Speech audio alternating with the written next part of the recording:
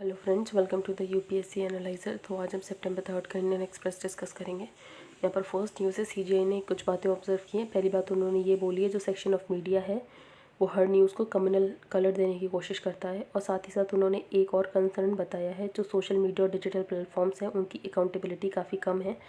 तो social media और digital platforms की अकाउंटेबिलिटी कम है और साथ ही साथ जो मीडिया है वो क्या करता है, वो हर न्यूज़ को कम्युनल कलर देने की कोशिश करता है। तो प्रॉब्लम ये है, इसकी वजह से जो कम्युनल एंगल जो मीडिया देने की कोशिश करता है, तो कंट्री के लिए अल्टीमेटली बैड नेम आता है। जैसे सोशल मीडिया तो डिजिटल प्लेटफॉर्म्स, उनकी कोई भी अकाउंटेबिलिटी तो है नहीं। तो there seems to be no control on web portals, वो जो चाहे पब्लिश कर सकते हैं। अगर आप यूट्यूब पे जाओ तो इतना ज़्यादा कुछ दिखा दिया जाता है, कितना ज़्यादा फेक न्यूज़ और डिस्टॉर्शन होता है। तो इन पर कोई भी कंट्रोल नहीं है। कोई चैनल स्टार्ट कर सकता है, कोई टीवी पर कोई चैनल स्टार्ट कर सकता है। तो ये जो भी चैनल्स, उनकी कोई भी अकाउंटेबिलिटी नहीं, जिसकी वजह से वो रिस्पॉन्ड नहीं करते हैं। तो ये तो इंस्टीट्यूशंस की कंडीशन है, इंडिविजुअल्स को तो आप भूल ही जाओ। इसके अलावा एक और कंसर्न है प्लांटेड स्टोरीज़ का। अब यहाँ पर सेंटर का क्या स्टैंड है कि वो इन मीडिया हाउसेस के अगेंस्ट कोई एक्शन क्यों नहीं लेते हैं। तो सेंटर ने बेसिकली ये बोला है कि गवर्नमेंट का अटेम्प्ट है कि कैसे वो फ्रीडम ऑफ द प्रेस को बैलेंस करे, citizens right to get unadulterated news, कि जो भी सिटीजन्स को न्यूज़ मिले वो वैसे ही मिले जैसे कि वो है। और अगर सेंटर उसमें इंटरवीन करेगा तो हो सकता है कि न्यूज़ को थोड़ा मॉडिफाई करके दिखाने लगे। तो ऐसा गवर्नमेंट नहीं चाहती है, इसीलिए गवर्नमेंट कुछ भी नहीं कर रही है, कोई एक्शन नहीं लेती है इन मीडिया आउटलेट्स के अगेंस्ट। आगे हम चलते हैं, जो गोल्ड लोन्स है वो काफ़ी शोर हो गया है। तो गोल्ड लोन्स क्यों शोर हो रहे हैं, तो इससे हमें ये पता चल रहा है कोविड-19 लॉकडाउन की वजह से जॉब लॉसेस हुए, सैलरी कट्स हुए, हायर मेडिकल एक्सपेंसेस हुए। लोगों को आसान होता है लोन मिलना अगर वो अपना गोल्ड प्लेज कर दें। इसके अलावा गोल्ड एक कोलेट्रल की तरह काम करता है, तो अगर वो लोन वापस नहीं आता तो बैंक्स रिकवरी भी आसानी से कर सकते हैं, कम्बरसम रिकवरी नहीं होती है। तो but the huge jump in the gold loans business is also an indicator of कोविड-19 induced distress following a national lockdown, job losses, salary cuts and higher medical expenses. तो लोगों को आसान लगता है लोन लेना अगर वो गोल्ड प्लेज करके लेते हैं। तो ऐसी अपॉर्चुनिटी देख के बैंक भी स्टेप अप कर जाते हैं, क्योंकि उनको पता अगर लोन नहीं आएगा तो वो आसानी से रिकवरी कर सकते हैं। यहाँ पर दिल्ली हाई कोर्ट ने ऑब्जर्व किया, जब हिस्ट्री देखेगी कि जो भी वर्स्ट कम्युनल राइट्स हुए जो पार्टीशन के बाद जो 1.5 साल पहले हुए थे, तो यहाँ पर कम्युनल राइट्स हुए वो तो अलग बात है, साथ ही इन्वेस्टिगेटिंग एजेंसीज कैसे फेल होगी इन्वेस्टिगेशन करने के लिए। तो investigation try to merely pull wool over the court's eyes and this case is a colossal wastage of the hard earn money of tax payer, की कैसे टैक्स पेयर की money waste की जा रही है। इन्वेस्टिगेटिंग एजेंसीज जो भी, इनका रियल इंटेंट है ही नहीं इन्वेस्टिगेशन करना है, इन्वेस्टिगेशन करना ही नहीं चाहती। इतने ज़्यादा अक्यूज हैं जो अंडर ट्रायल केसेस में लगभग 1.5 साल से जेल में लैंग्वेज कर रहे हैं। ये लोग इन्वेस्टिगेशन ही नहीं शुरू कर रहे हैं कि केस की सुनवाई हो सके, और इन्वेस्टिगेशन कर भी रहे हैं तो इतनी ज़्यादा शॉर्डी इन्वेस्टिगेशन, इतनी ज़्यादा शेडी इन्वेस्टिगेशन है। तो यही सारी चीज़ें ऑब्जर्व की गई हैं बाय द कोर्ट। अब हम आगे चलते हैं, यहाँ पर कोई भी इंपॉर्टेंट न्यूज़ नहीं है। यहाँ पर आपको ये पता होगा कि म्यांमार में कू हो गया था। म्यांमार में कू होने के बाद काफ़ी रेफ्यूजीज़ मिज़ोरम आए थे। सेंट्रल गवर्नमेंट ने मिज़ोरम से बात बोली भी थी, मिज़ोरम की स्टेट गवर्नमेंट से, कि आप बॉर्डर्स बंद कर दो, म्यांमार से रेफ्यूजीज़ को मत आने दो। लेकिन मिज़ोरम गवर्नमेंट ने ये बोला नहीं, हम डीप ट्राइबल लीनियज उनके साथ शेयर करते हैं, हम उनको आने देंगे। जिसकी वजह से जो म्यांमार के काफ़ी चिन रेफ्यूजीज़ मिज़ोरम में आ गए थे। अब मिज़ोरम गवर्नमेंट ने ये भी अलाउ कर दिया कि जो भी रेफ्यूजीज़ आए थे उनके जो भी बच्चे हैं वो म्यांमार के स्कूल्स में मिज़ोरम के स्कूल्स में पढ़ सकते हैं, उसमें कोई भी दिक्कत नहीं है। तो children of migrant refugee Myanmar nationals, तो जो भी रेफ्यूजी म्यांमार नेशनल्स हैं वो अब जो भी स्कूल्स हैं मिज़ोरम में वहाँ पर पढ़ सकते हैं। ये ऐसा सर्कुलर इशू हुआ है। तो सारे स्टेप्स लिए जाएंगे, कोशिश की जाएगी कि ये जो भी बच्चे हैं उनके स्कूल में पढ़ाया जाए, जो भी मिज़ोरम के स्कूल्स में वहाँ पर इन म्यांमार रेफ्यूजीज़ को पढ़ाया जाए। तो Myanmar areas bordering Mizoram are inhabited by Chin communities.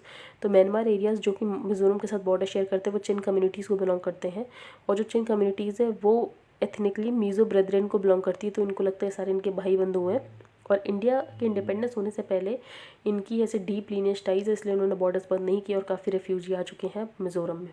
तो Mizoram can't just remain independent to the sufferings today. तो मिज़ोरम का यही कहना था कि वो अब इन लोगों की सफरिंग्स के लिए बिल्कुल इंडिफरेंट नहीं रह सकता है, इसलिए उन्होंने क्या किया, अपने बॉर्डर्स को ओपन रखा और रेफ्यूजीज़ को आने दिया। अब यहाँ पर वनियार कम्युनिटी, उसको लगभग 10.5% कोटा दिया गया है, रिजर्वेशन दिया गया है एडमिशन्स और गवर्नमेंट जॉब्स में तमिलनाडु में। अब हम आगे चलते हैं, यहाँ पर अनलिमिटेड विंडो। तो अगर जीडीपी की ग्रोथ देखें तो जीडीपी की ग्रोथ उस क्वार्टर में 20.1% रही है, जीवीए की 18.8% रही है। ये जीडीपी की ग्रोथ इतनी ज़्यादा इसलिए भी दिख रही है क्योंकि जब कोविड लॉकडाउन था तब उस समय जीडीपी की ग्रोथ माइनस में चली गई थी, तो बेस इतना ज़्यादा कम हो गया, इसीलिए हमें जीडीपी की ग्रोथ ज़्यादा दिख रही है। तो जो जीडीपी होता है वो होता है जीवीए प्लस जो भी इनडायरेक्ट टैक्सेस माइनस जो भी सब्सिडीज़ पे की जाती हैं, ठीक है। तो इसीलिए भी जीडीपी ज़्यादा दिख रहा है क्योंकि इनडायरेक्ट कलेक्शंस काफ़ी ज़्यादा अच्छे हो रहे हैं।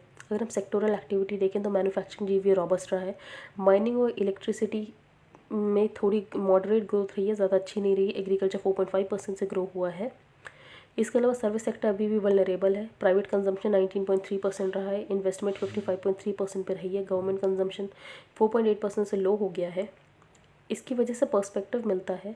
अब ऑथर ने बोला जो परसेंटेज हमें ट्रू पिक्चर नहीं दिखा रहे इकॉनमी की क्या पिक्चर, हमें क्या करना चाहिए, हमें एब्सोल्यूट वैल्यूज़ निकाल के कंपेयर करना चाहिए कि हमारे यहाँ एक्चुअल रिकवरी हुई कितनी है। अगर हम इंडिया के 2021-22 की जीडीपी ग्रोथ 9.5 या 10% चाहते हैं तो हमें जो 3 डिस्टिंक्ट पोटेंशियल ग्रोथ ड्राइवर्स हैं उनको पॉलिसी इनिशिएटिव के थ्रू इफेक्टिवली सस्टेन करने की कोशिश करनी चाहिए। वो जो 3 पोटेंशियल ग्रोथ ड्राइवर्स है वो है कंजम्पशन, इन्वेस्टमेंट, एक्सपोर्ट्स।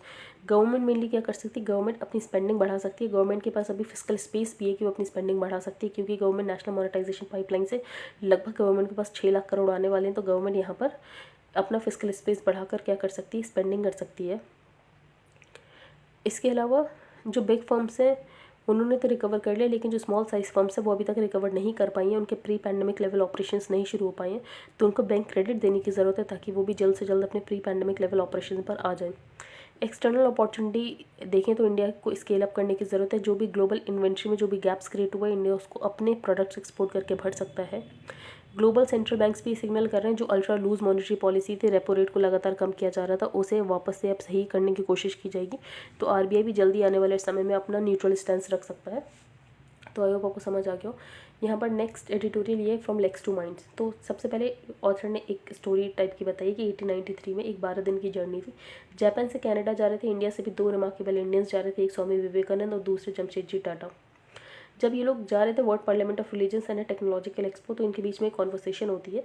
तो स्वामी विवेकानंद जी एक बात बोलते हैं जमशेदजी टाटा से कि इंडिया में हम टेक्नोलॉजी तो खरीद कर ला सकते हैं, लेकिन कभी साइंटिफिक टेम्पर खरीद कर नहीं ला सकते। ये हमें अपने लोगों में खुद ही बिल्ड करना पड़ेगा, उनमें इनकलकेट करना पड़ेगा।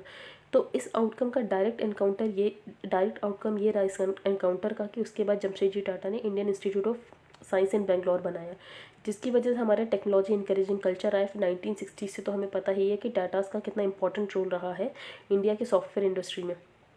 अब यहाँ पर सबसे पहले ऑथर ने ये बात बोली है, जो इंडिया की पर कैपिटा जीडीपी वो बहुत ज़्यादा कम है। भले ही हम जीडीपी में 5th लार्जेस्ट इकॉनमी, लेकिन पर कैपिटा जीडीपी हमारी बहुत ज़्यादा कम है। तो यहाँ पर हम क्या कर सकते हैं, हम सॉफ्टवेयर इंडस्ट्री को यूज़ कर सकते हैं, उसमें इन्वेस्टमेंट कर सकते हैं, क्योंकि यहाँ पर ऑथर ने एक डेटा दिया जो हमारी सॉफ्टवेयर इंडस्ट्री है उसकी काफ़ी हाई प्रोडक्टिविटी है। 0.8% वर्कर सिर्फ इंगेज है, लेकिन 8% ऑफ द जीडीपी को कंट्रीब्यूट करते हैं। तो इसके लिए गवर्नमेंट की भी काफ़ी पॉलिसी इंटरवेंशंस है, जैसे कि global digital literacy programme, digital investment, super cycle sparkle by, Covid in education, medicine, shopping, office work, payments, restaurants and entertainment will double our software employment in 5 years. अगर हम entrepreneurship culture देखें तो India में काफ़ी build हो रहा है और लगभग 2025 तक इसकी वैल्यू $1 ट्रिलियन हो जाएगी। तो कोविड से हमें अपनी पर कैपिटा जीडीपी पता चली कि कितनी ज़्यादा कम है, तो वो हम बढ़ा सकते हैं अगर हम सॉफ्टवेयर सेक्टर में इन्वेस्ट करें। जो जीडीपी चाइना की बढ़ी है पिछले 40 सालों में 80 गुना बढ़ी है, वो इसी वजह से बढ़ी है कि चाइना ने सॉफ्टवेयर में काफ़ी इन्वेस्ट किया है। तो लगभग चाइना की जो भी यूनिकॉर्न्स है उसके लगभग हाफ ऑफ द 160 यूनिकॉर्न्स वो एआई में काम कर रहे हैं, बिग डेटा, रोबोटिक्स। लेकिन अभी बदल रहा है, इंडिया भी इस सेक्टर में आ सकता है और बहुत अच्छे से आ सकता है और अपनी ग्रोथ को बढ़ा सकता है। यहाँ पर ऑथर ने बोला first half of a marathon is run on relax, लेकिन जो सेकंड हाफ होता है वो आपको दिमाग से खेलना पड़ता है। तो यहाँ पर जो मिडिल इनकम ट्रैप और डेवलपिंग कंट्री होते हैं उनके पास लैंड, लेबर, कैपिटल तो आ जाता है, लेकिन इमेजिनेशन, टेक्नोलॉजी और एंटरप्रेन्योरशिप ये बहुत ज़रूरी है। तो ये लाने की ज़रूरत है। अगर हमें अपनी प्रॉस्पेरिटी को मैसीफाई करना है तो हमें फॉर्मल और नॉन जॉब क्रिएशन करनी ही पड़ेंगी, नॉन फॉर्म जॉब क्रिएशन। हम अगर अपना 100th इंडिपेंडेंस डे जब सेलिब्रेट करें तो नेक्स्ट 25 ईयर्स में हमें अपना एंटरप्रेन्योरल जो भी एनर्जीज़ है उसको अनलीश करने की ज़रूरत है, क्योंकि हमारे जो भी 65% जो लोग हैं उसमें से लगभग जो 65% है वो लगभग 35 साल से कम है। तो हम इस यंग पॉपुलेशन को इंगेज कर सकते हैं इस बिज़नेस वाले कल्चर में, ताकि क्या हो सके, हमारी ग्रोथ अनलीश हो सके और हम इकोनॉमिक एक्टिविटी में काफ़ी आगे जा सके और हमारी पर कैपिटा इनकम भी इम्प्रूव हो सके। यहाँ पर काफ़ी मिशंस की बात की गई। ऑपरेशन देवी शक्ति जो अफगानिस्तान से अभी सिटीजन्स को इवैक्यूएट किया उसका नाम ऑपरेशन देवी शक्ति दिया गया है। इंडिया बिलीव करता है वसुधैव कुटुंबकम में, जिसका मतलब ये है इंडिया ये मानता है कि पूरा विश्व एक परिवार के जैसे है। और ये जिस पर हम बिलीव करते हैं ये इससे साबित होता है कि कैसे हमारे ह्यूमैनिटेरियन मिशंस हुए, जैसे कि ऑपरेशन संकट मोचन, जिसमें 46 इंडियन नर्सेज जो एक Islamic state of Iraq area में फंस गए थे वॉर रेविश इराक में, तो वहाँ से उनको एवैक्यूएट कराया गया। तो उसके बाद ऑपरेशन राहत जो येमन क्राइसिस में हमारे सिटीजन को उनको बाहर निकालने की कोशिश की गई थी। तो यहाँ पर ऑपरेशन राहत, ऑपरेशन संकट मोचन और ऑपरेशन देवी शक्ति है, तो आपको पता ही वसुदेव कुटुंबकम भी आपको पता है। अब चाइना क्या कर रहा है, चाइना अपने एक रिवॉल्यूशनरी कल्चर लाने की कोशिश कर रहा है। चाइना रूल्स टाइटन कर रहा है कि क्या बिजनेस किया जा सकता है, सोसाइटी कैसी होगी, वो बेसिकली ऑफिशियल मोरालिटी इन्फोर्स करने की कोशिश कर रहा है। तो प्रेसिडेंट जी जिनपिंग ने इसे बोला है नेशनल रिजुविनेशन। पार्टी ने रिड्यूस कर दिया है कि जो बच्चे हैं वो कितने टाइम ऑनलाइन गेम खेल सकते हैं, कि एक हफ्ते में 3 घंटे ही खेल सकते हैं। और जो अनहेल्दी अटेंशन सेलिब्रिटीज़ को दिया जाता है कि सेलिब्रिटीज़ एकदम पेपराजी कल्चर जैसे इंडिया में होता है वैसा वहाँ पर भी होता होगा, तो उन्होंने क्या बोला है कि डिस्करेज करने की कोशिश की कि सेलिब्रिटीज़ को अनहेल्दी अटेंशन नहीं दिया जाएगा।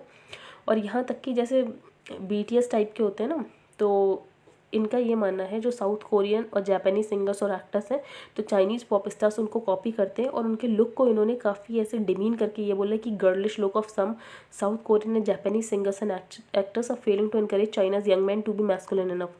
तो ये जो साउथ कोरिया और जापान इंस्पायर करता है चाइना के जो पॉप स्टार्स हैं वो उनकी तरह बनने की कोशिश करते हैं, और जो चाइनीज़ यंग मैन है वो मैस्कुलिन नहीं हो पा रहे हैं जितना उन्हें होना चाहिए था। ब्रॉडकास्टर शुड अवॉइड प्रमोटिंग, तो जो भी ब्रॉडकास्टर्स वैसे वल्गर इंटरनेट सेलिब्रिटीज़ को प्रमोट करना बंद करें, और इंस्टेड प्रोग्राम ऐसे होने चाहिए जो कि चाइनीज़ के ट्रेडिशनल कल्चर, रिवॉल्यूशनरी कल्चर और एडवांस सोशलिस्ट कल्चर को प्रमोट करें। तो बेसिकली ये चाइना अपनी ऑफिशियल मोरालिटी थोपने की कोशिश कर रहा है। अब यूएस के एक स्टेट टेक्सास में एक लॉ आया है जो कि अबॉर्शन को बैन करता है। वो ये बोलता है टेक्सास लॉ बैन्स अबॉर्शंस अगर फीटल हार्ट बीट डिटेक्ट हो गई, अगर हार्ट बीट एक बार डिटेक्ट हो गई तो उसके बाद अबॉर्शन नहीं हो सकता। ये लगभग 6th वीक ऑफ प्रेगनेंसी में ऐसा होता है कि वहाँ पर हार्ट बीट मतलब 6th वीक ऑफ प्रेगनेंसी में हार्ट बीट डिटेक्ट हो जाती है। टेक्सास में जो भी 85 से 90% ऑफ अबॉर्शंस होते हैं वो 6th वीक ऑफ प्रेगनेंसी के बाद ही होते हैं। इसका मतलब ये नियरली इस लॉ की वजह से सारे तरीके के अबॉर्शंस बैन हो गए हैं। लॉ इसके अलावा अगर रेप की वजह से कोई प्रेगनेंसी है तो उसमें भी आप अबॉर्शन नहीं करा सकते, इसके बारे में कोई भी एक्सेप्शन नहीं देता है। इसके अलावा जो स्टेट ऑफिशियल्स हैं उनको बैन को नहीं इन्फोर्स करना, बैन को इन्फोर्स करना प्राइवेट सिटीजन्स को। उसमें ऐसे रिवॉर्ड अनाउंस कर दें कि अगर आप बताओगे तो आपको $100,000 दिए जाएंगे। तो इस तरीके से सिटीजन्स को इंसेंटिवाइज किया जा रहा है कि कोई भी अगर ऐसे अबॉर्शन कराने की कोशिश करे तो आप अथॉरिटीज़ को आके बताओ और अपना रिवॉर्ड लेकर जाओ। आगे चलते हैं। यहाँ पर एक नया वेरिएंट कोविड का है, मू जिसका नाम है, और इसको साइंटिफिक नेम B.1.621 से जाना जाता है। सबसे पहले कोलंबिया में आइडेंटिफाई हुआ था जनवरी 2021 में। उसके बाद इसके काफ़ी केसेस देखने को मिल रहे हैं, लेकिन अभी तक ये वेरिएंट ऑफ इंटरेस्ट ही है, वेरिएंट ऑफ कंसर्न नहीं बना है। आगे आप चलते हैं। जो PF है, तो बेसिकली गवर्नमेंट ने, फाइनेंस मिनिस्ट्री ने बजट में इस बार रूल्स अनाउंस कर दिए कि जो भी इंटरेस्ट इनकम जो भी एम्प्लॉयज़ कंट्रीब्यूट करते हैं एम्प्लॉयज़ प्रोविडेंट फंड में, अगर वो 2.5 लाख तक करेंगे प्राइवेट सेक्टर एम्प्लॉयज़ के लिए, 5 लाख तक गवर्नमेंट सेक्टर एम्प्लॉयज़ के लिए, तब तक तो वो इंटरेस्ट में उनको टैक्स नहीं देना पड़ेगा। लेकिन अगर उससे ज़्यादा कंट्रीब्यूट करेंगे then they have to pay tax. अब टैक्स क्या होते हैं EPF कंट्रीब्यूशन में? तो फरवरी में बजट प्रपोज ने ये बोला था कि टैक्स एग्जम्पशन अवेलेबल नहीं होगी उन इंटरेस्ट इनकम में PF कंट्रीब्यूशन में जो कि 2.5 लाख से ज़्यादा होंगे। अगर आप 2.5 लाख से ज़्यादा कंट्रीब्यूट करें एक साल में तो आपको कोई भी टैक्स एग्जम्पशन नहीं मिलेगी। Although this has been a concern for salaried individuals contributing to EPF। तो ये सिर्फ उन्हीं लोगों के लिए कंसर्न है जो कि 2.5 लाख से ज़्यादा करें। अगर आप 2.5 लाख से कम करें तो आपको टैक्स फ्री ही रहेगा। तो इन मार्च गवर्नमेंट ने इसके लिए फाइनेंस बिल इंट्रोड्यूस कर दिया जिसमें 2.5 लाख उन्होंने रखा गवर्नमेंट के लिए और 5 लाख उन्होंने 2.5 लाख उन्होंने रखा प्राइवेट के लिए और 5 लाख उन्होंने रखा गवर्नमेंट के लिए कि अगर आप इतने कंट्रीब्यूट कर रहे हो तो आपको टैक्स नहीं देना पड़ेगा, वरना आपको टैक्स देना पड़ेगा। तो प्रपोजल क्या है? Budget proposal had noted that the government is found instances, क्योंकि गवर्नमेंट को ऐसे इंस्टेंसेस मिले जिसमें कुछ एम्प्लॉइज बहुत ज़्यादा ह्यूज अमाउंट इन फंड्स में कंट्रीब्यूट कर रहे थे। वो इसीलिए कंट्रीब्यूट कर रहे थे क्योंकि उनको टैक्स एग्जम्पशन मिलता था हर स्टेज में, कंट्रीब्यूशन, इंटरेस्ट अकोमोडेशन, विड्रॉल में। तो इसकी वजह से जो हाई नेटवर्थ इंडिविजुअल्स हैं जो लगभग 1 करोड़ रुपये महीना कंट्रीब्यूट कर रहे थे उनको भी टैक्स देना नहीं पड़ रहा था। तो इसकी वजह से दिस फंड इज़ एक्चुअली, तो ये फंड बना तो उनके लिए था, वर्कर्स के लिए जो लगभग पूरे साल में 2.5 लाख तक कंट्रीब्यूट करे। लेकिन उसके बाद हम देख रहे हैं हाई नेटवर्थ इंडिविजुअल्स कैसे इसका दुरुपयोग कर रहे थे। तो it is only for the big ticket money which comes into it because it has tax benefits. इसके टैक्स बेनिफिट्स और लगभग 8% रिटर्न है, तो वो लोग क्या कर रहे थे, इसमें ही पैसे भर दे रहे थे।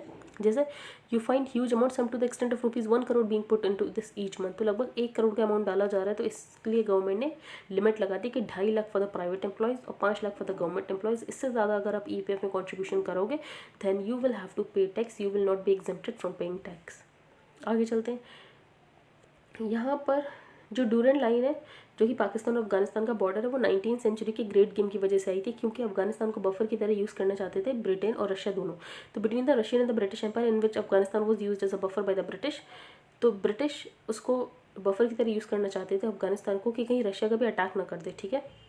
फिर उसके बाद एग्रीमेंट हुआ था ड्यूरेंट लाइन का नवंबर 12 1893 में, जो ब्रिटिश सिविल सर्वेंट होंगे और जो अफगान रूलर होंगे। जो समय अफगान रूलर थे वो बेसिकली ब्रिटिश के पपेट थे, इसलिए उन्होंने ये ड्यूरेंट लाइन वाला एग्रीमेंट साइन कर लिया। अब उसके बाद जब इन रियलिटी जो लाइन है, ये जो ड्यूरेंट लाइन जाती है वो पाश्तून ट्राइबल एरियाज़ को कट कर देती है। मतलब कुछ पाश्तून जो है वो अफगानिस्तान में चले जाते हैं, कुछ पाश्तून जो है वो पाकिस्तान की लाइन के इधर रह जाते हैं। तो उसकी वजह से क्या हुआ, 2 स्फीयर ऑफ इन्फ्लुएंस हो गया। अब ये जो लोग हैं, ये लोग ये डिमांड करते हैं कि इनको एक पाश्तूनिस्तान बनाना है, तो Pashtunistan and independent country of the Pashtuns. और ये डिमांड खान अब्दुल गफ्फार खान द्वारा की गई थी, जो कि फ्रंटियर गांधी से नाम से भी जाने जाते हैं। इसके अलावा जो पाकिस्तान, उनको आज तक डर रहता है कहीं कभी इंडियन सपोर्ट ना कर दे पाश्तून नेशनलिज्म को, ठीक है। अब यहाँ पर पाकिस्तान, फिर आपको ऐसा लगेगा कि पाकिस्तान पे तालिबान को क्यों सपोर्ट करता है, क्योंकि तालिबान भी तो मेनली पाश्तून ही है। तो पाकिस्तान इसलिए सपोर्ट करता है तालिबान क्योंकि पाकिस्तान को ऐसा लगता है कि लोग जो पाश्तून नेशनलिज्म है उसको भूलकर बड़ी इस्लामिक आइडेंटिटी को देखें, क्योंकि पाश्तून तो इस्लामिक का ही एक पार्ट है ना। तो आप लोग पाश्तून नेशनलिज्म को भूल जाए, इस्लामिक आइडेंटिटी को देखने लगे। तो Pakistan creation is support for the Taliban is seen by some as a move to obliterate ethnic Pashtun nationalism within Islamic identity. लेकिन वो ऐसा वर्कआउट नहीं हुआ। जब तालिबान ने पावर को सीज किया था फर्स्ट टाइम, उस समय भी तालिबान ने ड्यूरेंट लाइन को मानने से मना कर दिया था। फिर तहरीक तालिबान पाकिस्तान बन गई पाकिस्तान में, जो कि पाश्तूनिस्तान की बात करती है।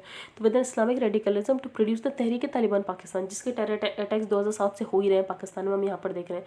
तो बेसिकली यहाँ पर आपको एक पता चल गया ड्यूरेंट लाइन है। ड्यूरेंट लाइन क्या करता है, जो पाश्तून के ट्राइबल एरियाज उनको डिवाइड करता है। लेकिन उस साइड के एरिया के लोग और इस साइड के एरिया के लोग ये मानते हैं जो पाश्तून ट्राइबलिज्म है, इनका एक नेशन होना चाहिए, पाश्तूनिस्तान होना चाहिए, और इनके पास इंडिपेंडेंट सॉवरेनिटी होनी चाहिए।